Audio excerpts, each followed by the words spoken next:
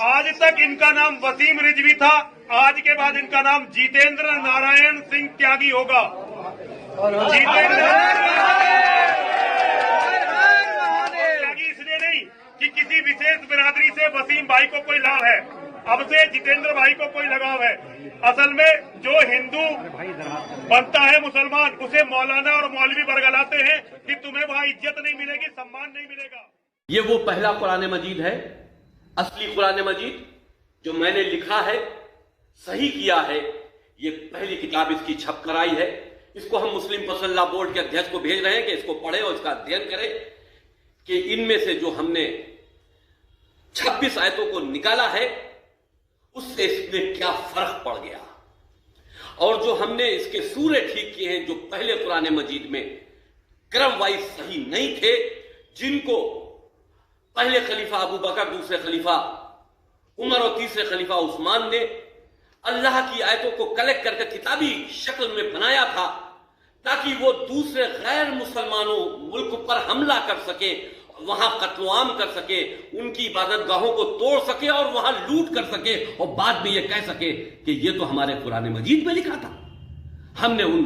26 आयतों को इस तरह से इसमें से निकाल दिया है,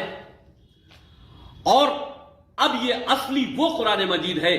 जो रसूल और रसूल के परिवार वाले, जिनको हम अहले बैत कहते हैं, हजरत अली समेत इमामों तक,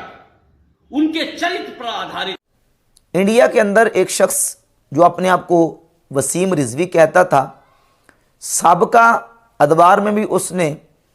इस्लाम के ऊपर जो नापाक हमले किए हैं वो किसी से मख्फी और पोशीदा नहीं है। बिलखुसूस कुरान मजीद फुरकान हमीद के हवाले से और नबी करीम सल्लल्लाहु अलैहि वसल्लम की अज़वाज तय्यबात और हुज़ूर अलैहिस्सलाम के सहाबा इकराम रदियल्लाहु ताला अन्हुम के हवाले से जो उसने नापाक हरबे किए हैं और नापाक उसने हमले इनकी मुक़द्दस हस्तियों पर किए हैं, वो सब के ऊपर अय्यां और वाज़ेह है। और फिर सबसे बड़ा जो मसला उसने जिसको इशू बनाया वो कुरान मजीद फुरकान हमीद की तहरीफ के हवाले से उसने बाकायदा इस पर बयाना दिए। आज वो शख्स जो बुग़्ज़ सहाबा में इस कदर अंधा हो चुका था कि उसने बुग़्ज़ सहाबा रदियल्लाहु ताला अन्हुम में आकर कुरान मजीद पर हमले किए, आज वो शख्स इस्लाम को बिल्कुल छोड़ के एलानिया तौर पर मुर्तद होकर उसने हिंदू मज़हब को कबूल कर लिया। अब यहाँ लम्हा फ़िक्रिया है उन लोगों के लिए जो अपने दिलों में नबी पाक सल्लल्लाहु अलैहि वसल्लम के सहाबा किराम, नबी अलैहिस्सलाम के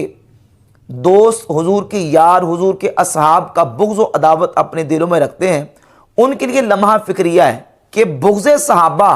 की शनात और इसकी बुराई और इसकी नहूसत ये है कि जिसके दिल में हुजूर के सहाबा का बुग़्ज़ आता है फिर उसका कोई स्टेशन नहीं रहता,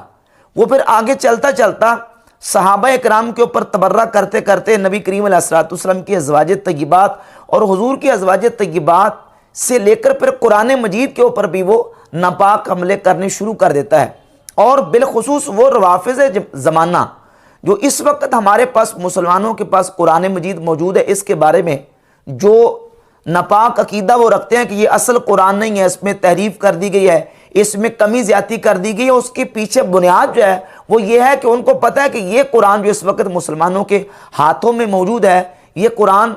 रसूलुल्लाह सल्लल्लाहु अलैहि वसल्लम के सहाबा इकराम रदियल्लाहु ताला अन्हुम ने जमा किया है। हज़रत अबू बकर, उमर, उस्मान रदियल्लाहु ताला अन्हुम ने जमा किया। अब जिसके दिल में अबू बकर, उमर, उस्मान रदियल्लाहु ताला अन्हुम का बुग़्ज़ और अदावत होगा,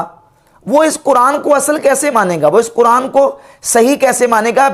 तो इस बुनियाद पर सहाबा इकराम, खुलफाए सलासा बिलखुसूस उनका जो बुग़्ज़ व अदावत है उसकी शनात और उसकी नहूसत यह है कि जिसके दिल में आता है वो कुरान मजीद फुरकान हमीद जो है इसके बारे में, इस कुरान के महफूज होने का भी इनकार कर देता है। अब ये जो वसीम रिजवी नामी शख्स था, इसने अपने साबका बयानात में बाकायदा तौर पर यह कहा है कि ये अबू बकर, उमर, उस्मान ने जमा किया है और इसमें 26 वो आयात जो जिहाद से मुताल्लिक़ है वो इन्होंने अपनी तरफ से डाल दिए। तो मैंने वो आयात निकाल के और फिर इसने बाकायदा कागज़ जो है वो लेके उसको फाड़ा और कहा कि मैं इन आयात को निकाल के जो असल कुरान है उसको मैं लोगों के सामने پیش کروں گا جس میں جہاد والی آیتیں نہیں ہوں گی، کیونکہ ابو بکر عمر عثمان نے جہاد والی آیتیں اپنی طرف سے شامل کر دی ہیں، جبکہ اس قرآن کی شان یہ ہے کہ لا یأتیہ الباطل من بین یدیہ ولا من خلفہ، کہ یہ قرآن وہ کتاب ہے کہ جس کے آگے پیچھے سے باطل اس میں داخل نہیں ہو سکتا۔ اور اللہ رب العزت نے تو اپنے پیارے حبیب صلی اللہ علیہ وسلم کو واضح طور پر حکم ارشاد فرمایا تھا کہ آپ اپنی زبان کو حرکت نہ دیا کریں جس وقت آپ پہ قرآن نازل ہو رہا ہوتا ہے۔ ان علینا جمعہ و قرآنہ، اس قرآن کا جمع کرنا اور اس کا پڑھنا ہمارے ذمہ ہے۔ اور پھر اللہ رب العزت نے واضح دو ٹوک انداز میں فرما دیا انا نحن نزلنا الذکر و انا لہ لحافظون، کہ اس قرآن کو، اس ذکر کو ہم نے نازل کیا ہے اور اس کی حفاظت بھی ہم فرمانے والے ہیں۔ تو جس کی حفاظت کا ذمہ خود اللہ تبارک و تعالیٰ نے لیا ہے، اس میں کوئی اپنی طرف سے کوئی چیز کمی اور اضافہ نہیں کر سکتا۔ بحمد تعالیٰ مسلمانوں کے پاس جو قرآن مجید موجود ہے، یقیناً صحابہ کرام رضی اللہ تعالیٰ عنہم کے مبارک دور میں مکمل کتابی شکل میں مصحف کی صورت میں جمع ہوا، اور یہ محفوظ اور تواتر کے ساتھ منقول ہوتا آ رہا ہے مسلمانوں کے پاس اس وقت جو قرآن موجود ہے۔ اب یہ لوگ جو دعویٰ کرتے ہیں کہ وہ قرآن اصل ابھی ہمارے پاس موجود نہیں، آنے والا ہے، وہ اس بنیاد پر اس قرآن کا انکار کرتے ہیں کیونکہ اس قرآن کو حضور علیہ الصلوۃ والسلام کے صحابہ کرام بالخصوص خلفائے ثلاثہ سیدنا ابو بکر، عمر، عثمان رضی اللہ تعالی عنہم نے جمع کیا، اور ان کا بغض، عداوت جو ہے وہ دلوں میں رکھنے والے نہ صرف اس قرآن کا انکار کرتے ہیں، بلکہ اب وہ آپ سامنے دیکھ لیں کہ یہ جو وسیم رضوی نامی شخص تھا، اس کا اسٹیشن جو ہے وہ کہاں تک یہ پہنچ چکا ہے، کوئی اسٹیشن نہیں ہے، کوئی سٹاپ نہیں ہے، یہاں تک پہنچا کہ اس نے ہندو مذہب کو قبول کر لیا اور اعلانیہ طور پہ اسلام کا انکار کیا، اور پھر نبی پاک صلی اللہ علیہ وسلم کی ذات اقدس کی گستاخی، توہین اور بے ادبی کے ارتکاب تک پہنچ گیا۔ تو جس اسلام کو تم دھرم کہتے ہو، ہم نے تو کبھی اس کو دھرم مانا ہی نہیں، وہ تو ایک آتنکی گٹ ہے جو 14 سال پہلے محمد نے کریٹ کیا تھا۔ اس لیے امام مالک رحمۃ اللہ تعالی علیہ نے قرآن مجید کی سورۃ الفتح کی آیت نمبر 29 سے یہ استدلال کرتے ہوئے بیان کیا، جس کو حافظ ابن کثیر نے تفسیر ابن کثیر میں نقل کیا کہ اللہ رب العزت نے سورۃ الفتح کی آیت نمبر 29 میں فرمایا لِیَغِیظَ بِهِمُ الْکُفَّارِ، اللہ تعالیٰ نے نبی پاک علیہ الصلوۃ والسلام کے صحابہ کی ثنا اور اوصاف بیان کیے، کیوں؟ لِیَغِیظَ بِهِمُ الْکُفَّارِ، تاکہ اللہ تعالیٰ کافروں کو ان کے ذریعے سے جلائے، ان کو غصہ دلائے، ان کو غیظ و غضب دلائے، صحابہ اکرام کے اوصاف اور ان کی ثنا کر کے، ان کے اوصاف بیان کر کے۔ اس آیت کے ان کلمات کی بنیاد پر امام مالک رحمۃ اللہ تعالی علیہ فرماتے تھے، جس کو حافظ ابن کثیر نے نقل کیا کہ من هذه الآیات انتزع الامام مالک رحمہ اللہ فی روایت عنہ بتکفیر الروافض، کہ امام مالک نے اس آیت کے ان کلمات سے یہ مسئلہ نکالا ہے کہ جو روافض الذین یبغضون الصحابہ، جو صحابہ سے بغض رکھتے ہیں، امام مالک اس آیت کی روشنی میں فرماتے تھے کہ وہ روافض کافر ہیں، لأنہم یغیظونہم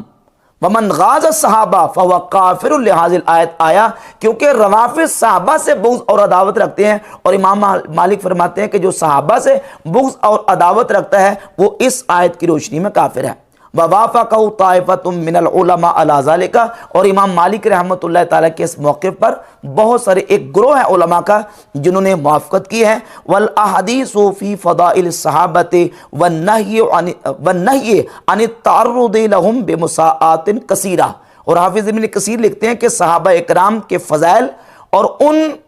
کی برائیاں بیان کرنے سے رک جانے کے اوپر بہت ساری احادیث موجود ہیں۔ وَيَكْفِيهِمْ ثَنَاءُ اللَّهِ عَلَيْهِمْ وَرِضَاؤُهُ عَنْهُمْ، اور ان کو تو اتنا ہی کافی ہے کہ اللہ نے قرآن میں ان کی ثنا بیان کی ہے اور اللہ ان سے راضی ہے، رضی اللہ عنہم ورضوا عنہ۔ تو جب صحابہ اکرام کی ثنا اللہ فرما رہا ہے، اللہ ان سے راضی ہے، ان کو اتنا ہی کافی ہے، اور جو صحابہ اکرام سے جلنے والے اور ان کا دل میں بغض و عداوت رکھنے والے ہیں، اللہ فرماتا ہے لِیَغِیظَ بِهِمُ الْکُفَّارِ، اللہ اپنے نبی کے صحابہ کی ثنا بیان کرتا ہے، ان کی توصیف کرتا ہے تاکہ کافروں کو جلائے، ان کو ساڑے اور ان کو غیظ و غضب میں مبتلا فرمائے۔ تو جو صحابہ اکرام رضی اللہ تعالیٰ عنہ سے جلتے ہیں اور دلوں میں بغض صحابہ کا رکھتے ہیں، امام مالک فرماتے ہیں کہ یہ وہی لوگ ہیں۔ تو اس بنیاد پر امام مالک رحمۃ اللہ علیہ نے صحابہ اکرام سے بغض رکھنے والوں کی تکفیر فرمائی ہے۔ تو آپ دیکھیں کہ صحابہ اکرام سے بغض و عداوت جو ہے یہ ان لوگوں کو کہاں تک لے گیا، اور یہ صرف یہ نہیں، ایک بہت بڑا طبقہ ہے لوگوں کا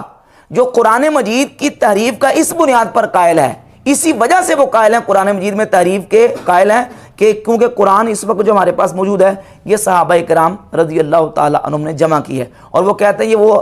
ائمہ اہل بیت نے جو قرآن جمع کیا ہے وہ ہم تلاش کر رہے ہیں اور آہستہ آہستہ ہمیں وہ مل جائے گا۔ بلکہ ابھی لیٹسٹ ایک